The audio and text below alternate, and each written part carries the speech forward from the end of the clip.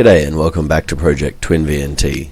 The last episode ended with the engine and gearbox finally out of the donor vehicle and a 1/2 inch BSP socket welded into the sump. Twice. The whole point of mounting the turbos before I removed the engine was so I had something to build the oil lines to, because instead of braided hose, I'm going to be using this. Why?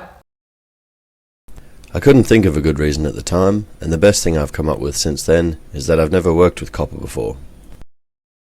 The inlet of these stainless banjo bolts was way smaller than what I wanted, so I cut them off and welded on some bits of 3/8 tube. Fit them up to the turbos and then bend a piece of 1/2 inch copper pipe to join the two together. On the other side of the turbos, cut some flanges for the drain lines and then bolt them up. A few elbows are needed here to clear the engine mount, and then a piece bent up to roughly hit the center of the pipe joining the two banjo bolts. This ensures that one doesn't get preferential flow over the other. Similarly, bend up some pieces for the oil drain, this time out of 5/8 tube, making sure there's enough room for Turbo 1's dump pipe. Apart from a few exceptions, it's not possible to weld dissimilar metals together. The usual way around this is to solder them. However, most solders have a melting temperature of around 200 degrees, and given the oil line's proximity to the turbos, I'm not convinced that it won't reach this in service and unsolder itself. The next option would be to braze them. Brazing is just like soldering, except it uses a bronze alloy filler material instead of solder, which has a melting temperature of around 1000 degrees. This should be plenty. I don't have an oxy set, so for the heat source, I'll be using my TIG.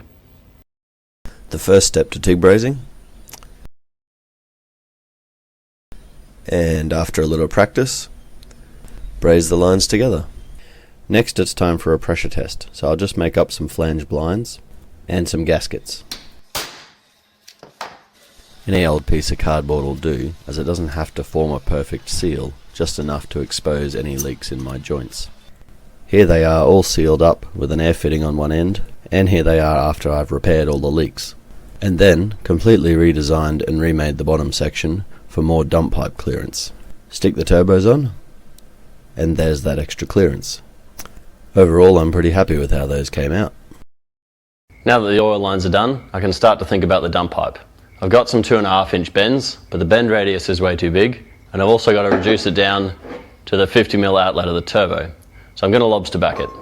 Lobster backing is where you cut a piece of straight pipe into a number of small angled sections and then join them all together to form a larger bend. Ideally, what I'd like to use to cut these is either a cold cut saw or a band saw, but I don't have either of those. What I do have is a grinder and a spreadsheet. Several spreadsheets actually, of different sizes, which I'll use to make the reduction from 2.5 down to 2 inch.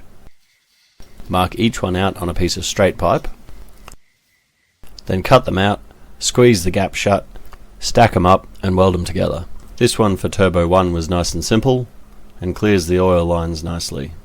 The one for Turbo 2, however, has got to dodge this oil pressure relief valve, not extend past the back of this flywheel plate, and still clear that lowermost bolt hole just like the first one.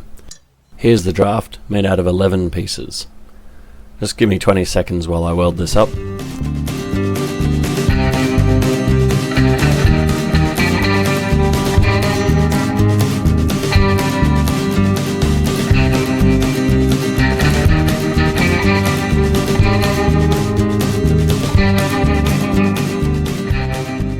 About 2.5 meters, if you are wondering, but it clears everything nicely.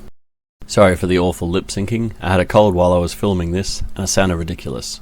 On the plus side, it does mean I'm able to record this audio magically without my throat mic. I nearly forgot about these, the Egt Probes. Given that at this stage it's just as easy for me to put them here or here, I may as well put them in the manifold because that gives a more meaningful reading. These adapters have an NPT thread, which no one uses over here, so I'm just going to cut it off and weld them on directly. This, stainless to carbon steel, is one of the exceptions of welding dissimilar metals together. I'll just check the depth of the Egt probes with these two billet operating length testers. Perfect. After a few coats of high temp ceramic paint, it's time to do some baking.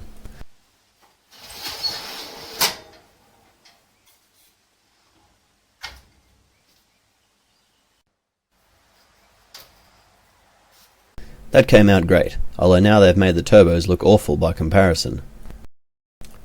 Much better. That'll do for episode 4. The oil lines are complete and leak-free, and the dump pipes are as far as I'm going to take the exhaust for now. Thanks for watching.